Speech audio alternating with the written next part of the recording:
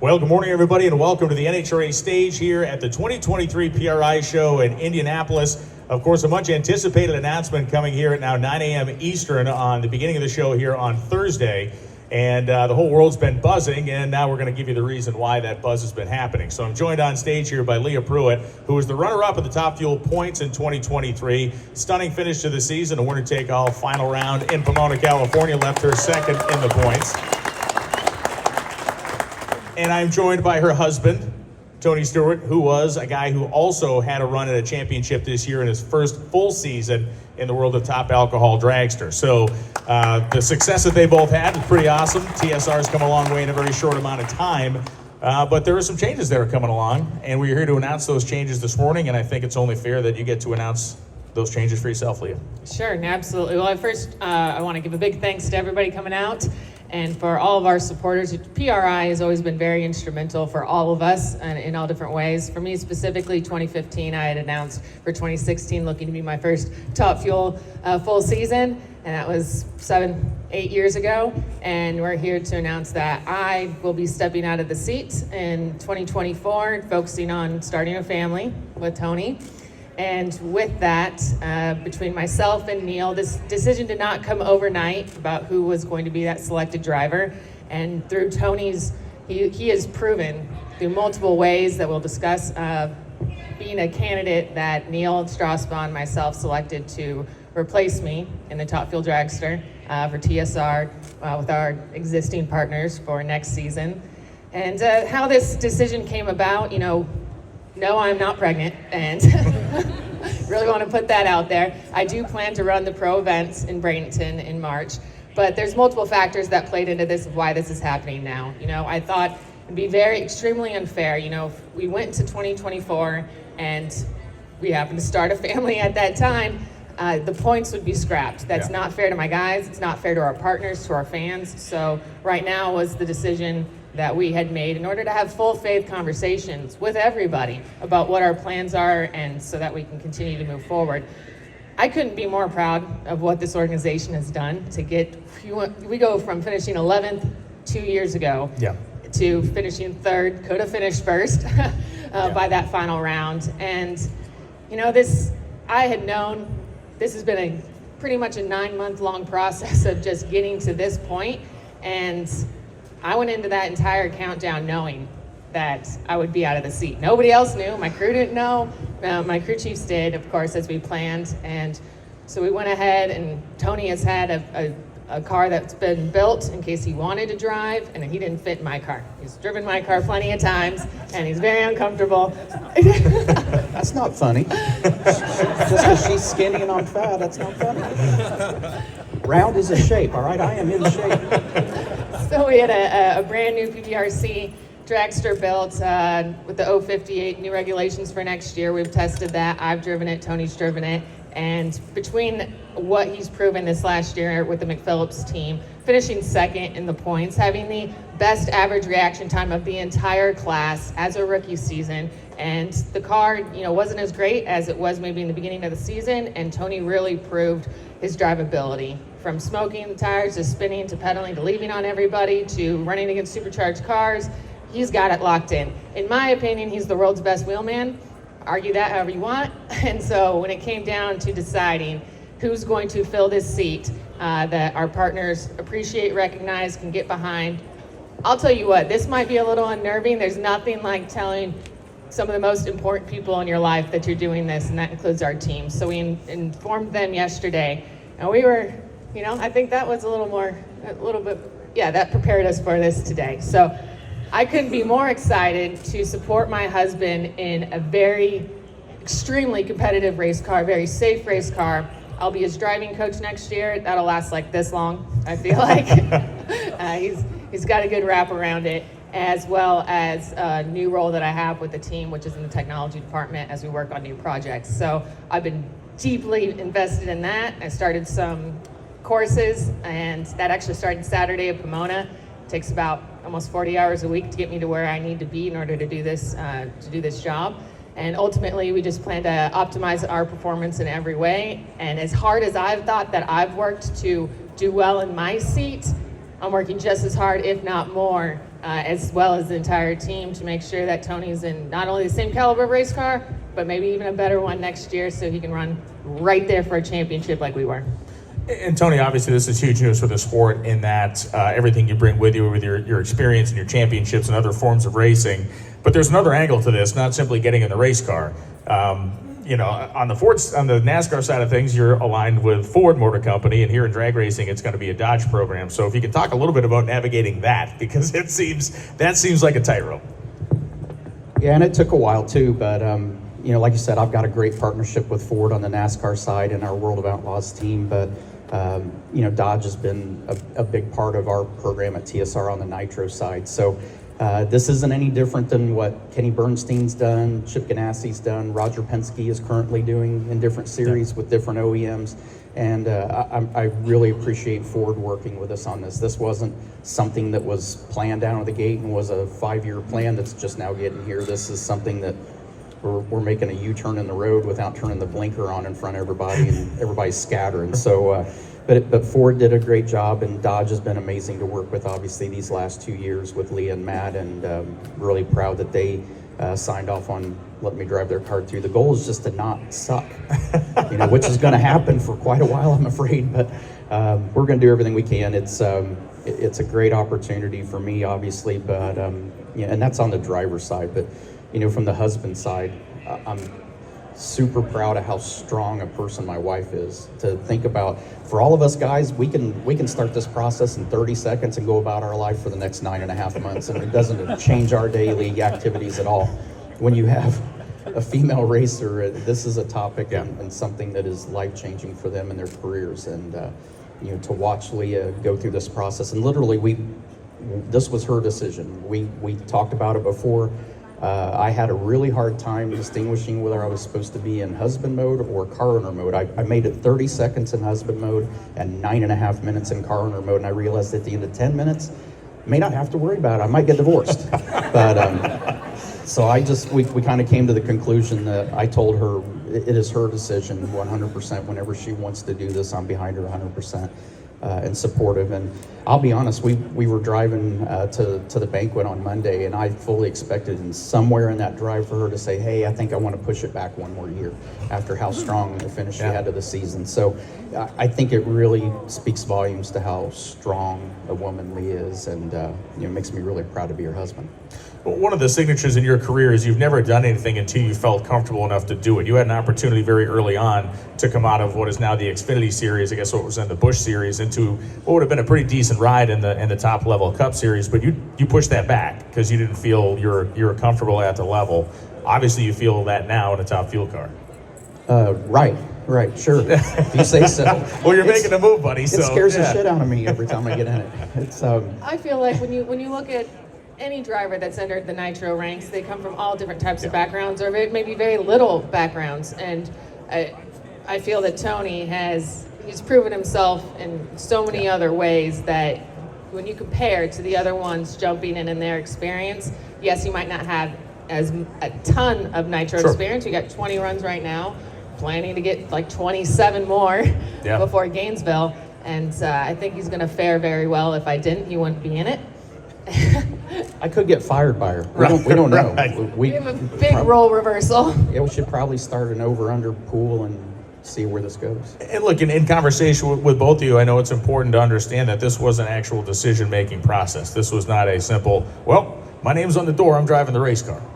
Yeah, that was important to me. It's, you know, when we talked about it initially and we started talking about who we thought should go in the car, she asked me if I wanted to be in the list, and I said, absolutely not. I wasn't comfortable yet. I was still learning how to drive the alcohol car, and didn't feel like I was good enough yet to be to that caliber. And I'm not convinced I'm that guy, but Neil and Leah seem to think they've been around it long enough, they know what to look for, and they have more confidence in me than I have in myself right now. But I know I've got a great support system, working with guys that I've been around for 2 straight years now, that have become family to me. And you know, like Leah said, when we talked to the team yesterday, they were supportive and behind us, and you know, that gets the year off started on the right foot. You know, Leah, when we watched you at the finals, and we've gone back since in the production side and rewatched that race, we watched that day go on, and there was like this, an immense amount of calm. Like you got more calm as that day went on. And Tony and I were looking at each other at one point in the booth, and it's like, man, this is like we're looking at kind of a different person here. Now, none of us knew this was coming, of course, in that moment, but how much of that understanding of kind of coming to the end of what is a pause, not the end of this chapter of your life, you will be back in a race car, but how much of it was the understanding that there was going to be a bit of a break, a bit of an ability to take your breath after that final round? Well, I believe that throughout the season, when we had to have crucial conversations about what's going to happen and be prepared for that potential change, then we switch gears and we don't talk about it anymore. You know, Neil needs and Mike needs to stay focused on the car, as well as myself, and also I don't like to live in those two worlds at the same time. But when it came to the finals at Pomona, we all agreed that first round, I mean, that's for me, that was the most nervous, because we knew what that day looked like. We had a defending champion, we had a champion in every right, from Tony Schumacher first round to Antron to Steve Torrens, and then comes to the wire for who's going to be the champion in the final. So you can't have that opportunity without making it past first round. So once we got past first round and we talk about it, you get in that momentum, you get in that zone, and things just roll. There were way more nerves for first round than there were for the last round because of that progress we'd made all day. You know, we actually went out there looking to run a 64, 65, and we were down on power from the hit. It stuck the tire, and from there, we just didn't really have the chance that we wanted to give ourselves. But the fact that we still made a decent run and one that's going to live in history forever, that's Doug Coletta's the run, right? And that they fully deserve. And that day, he definitely proved, and with Alan Johnson and Brian Houston, that they deserved it. And I think that we have proven how established this team is and the capabilities of Neil Strasbaugh, Mike Domagala, and those are Tony Stewart's crew chiefs for next year. And I feel like that's something awesome for a third-year lead crew chief for Neil. On the opposite end of the spectrum, you know, Bruno did a sit-down with you and Matt Hagan, who had won the championship by then when the calamity of the second round of Funny Car happened. He talked to you, I guess, going into that final round, and you could hear it in your voice broke up a little bit. You talked about how just emotional you had been. You said it was probably the most emotionally kind of weighted day you've ever had at a racetrack, and that's coming from a guy who's run the Indianapolis 500 a bunch of times and won championships and all the big races. Yeah, it was hard not to. It's been a different dynamic being with Leah now. It's, you know, normally I was the one behind the wheel and I was the one in those clutch situations, and I know what that's like. And to sit there and watch her through the day go through all this, and I'm watching her, and I saw the same thing you and Tony saw. I saw how calm she was, and she just never broke. I mean, it was every round, just the intensity kept ramping up. Her intensity in her head, it was just going down all day. For me, it was climbing vertically, exponentially. Yeah. And to sit there and when we pulled her around to the water box for the finals, I'm like, Doug Coletta's somebody that I raced sprint cars with in USAC in 94 and 95. He won the championship in 94. I won at 95, and he runner-up that year. And I'm sitting there going, wow, this has kind of come full circle. Oh, it's a full circle moment. So everybody that was standing up there knew it was going to be a cool moment for either one of them, no matter who won it. But when we pulled around the corner, to know what her plan was and what this really meant, knowing that she wasn't going to be in that car next year and had all this momentum to the end of the season, it was way harder on me apparently than it was on her. She just did it like it was a walk in the park. So when we talk about what your winter is going to look like, what your testing process is going to look like, how much of that can you share? It's going to be a little bit before I get testing. I had shoulder surgery on my left shoulder the day before Thanksgiving, so I'm going to get in trouble with my doctor if he sees this, and he is the NHRA doctor. I was going to say, who just so happens to be the NHRA lead most doctor. Most likely I'm going to be in trouble. I'm supposed to be in a sling walking around, so please don't walk by and pat me on the shoulder and go, hey, good job, congrats. Please. I will get you. Hit Hagan. He's big and sturdy and hardy. So, but it's I'm told it's a 3-month process to heal. I'm going to call Aaron Rodgers. He's figuring out how to cheat time. Apparently, yeah. So I'm going to call him and try to get some tips from him and see if we can figure out to shorten this duration of the rehab. So, Leah, as we look forward, you know, you mentioned making runs with Bradenton in February. So the last time you sit in the seat for a while isn't quite yet. Is that a little bit of a thing that kind of buoys you a little bit, knowing that I'm going to hit the gas once or twice more before I actually likely step away for a little while? It's definitely a huge motivator to continue what I already do from a workout regimen into keeping my health in check, and that's something that was also a contributing factor to making this decision overall. I have something called Hashimoto's disease, which is an autoimmune condition. Basically, your body attacks your thyroid, and I have a very difficult time creating all proper hormones from testosterone, estrogen, insulin. That's why you would see me at the races, with the glucose monitor, just for the last 2 years, really trying to dial that in so that I could be the best performing athlete that I possibly could be. Well, knowing that's going to give some challenges in what our plan is of starting a family, we don't know how long that's going to take. Right. So we don't really know how long Tony's shoulder is. So that's why this is pushed out quite a little bit. I'm excited about Bradenton, and that's a phenomenal race that Pro's putting on, invitational, big money, and after that, if Tony were to run that race, he wouldn't have what he would like to have for test passes. So test in Bradenton, myself, race the race. We still haven't, Neil, we got to decide what car we're running, whether it's my car from last year with the new front half or if it's Tony's car. I drove Tony's car this past week in Indy. When we set up, it was 25 degrees, track temp. Where's Chad Head? We don't want him to know what we ran on it. We got the data that we needed, but man, I'm swimming in that race car, and we'll see. So I'm super thrilled to be able to start the season that way, and I hope that I can end that Bradenton race in just a little better fashion than I finished the Pomona finals. Tony, one last question for you as we look forward to the 2024 season. What are the biggest lessons you took out of your first full season in competition running the A-Fuel car? Was it anything in the car, or was it more outside the race car as far as, you came in 22, ran late in the season, but to make a full season, what is the value that brings to 24 to the top fuel car? Well, at the end of the year, when we were kind of narrowing down the driver list, and ultimately that was going to be Neil and Leah's decision, but I was part of the conversations. I had a lot more confidence because of what I learned in the alcohol car, and I got to work with a great race team. The McPhillips family are awesome to race with. It's the most fun I've had racing in years. And what I learned from Pops and Richie, and then obviously Leah and Matt and everybody, I've had more support in the pit area than you can possibly imagine. More teachers, more mentors. So it's kind of like the Cliff Notes version. You get all the information you need, you get rid of the stuff you don't need, and as the year went on, we learned. What about the other things that you learned, like the emotional roller coaster? There's not another turn, there's not another lap. Each run matters, and when things don't go right, it's 2 weeks or even a month down the road. Yeah. Right? Yes, dear. I'll tell you, it's a different feeling. I mean, you can go to Bristol and you screw up your lap on lap 20. You got 480 more laps to get where you need to be. This is a sport where everything has to work exactly right. The driver has to do everything exactly right. There's no redos. There's no, the next lap I'll change my line and fix it. It either works or it doesn't, and that was really hard to kind of wrap my head around.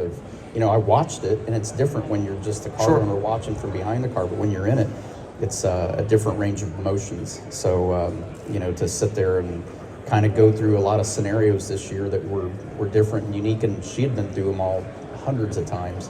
I'm going through all those situations and emotions for the first time in this sport. So it just took a little bit to kind of wrap my head around how it is. It is most definitely different than anything I've ever done in my racing career. So I've just had to learn and figure it out as we go, and that's what this process is going to be next year. I mean, we'll do as much testing as we can to get me as comfortable as we can, as quick as we can, but it is going to be a process, and every pro driver I've talked to, they're like, it just is a matter of laps. You just got to make laps. And, it's not like a cup deal where we can go to Martinsville and happy hour and run 100 laps. On a perfect day, you can run 4 laps at a test session. So it's not going to come quick. It's not going to be easy, but look at my career. None of it's been easy, and none of it's been quick either. So, anything that's worth anything is hard and it's challenging, and that's going to be the fun part about this venture. Well, congratulations to both of you on this this new phase of your life. Congratulations to Tony for coming into the Top Fuel Wars. We're going to have a lot more information this week, and we're going to have driver interviews. There's going to be some new full-time teams announced. You'll be coming into a category that'll have more full-time cars than it's had in it in probably a decade. So just put another little piece of pressure on top of you to not screw it up at qualifying. But we look forward to certainly covering your progress in the category and how this entire kind of story of your guys' lives unfold. And it's going to be great. We will have some media availability with Matt, Leah, and Tony as well right down here in front of the stage. We'll be back with more from the PRI Stage 2023 right after this.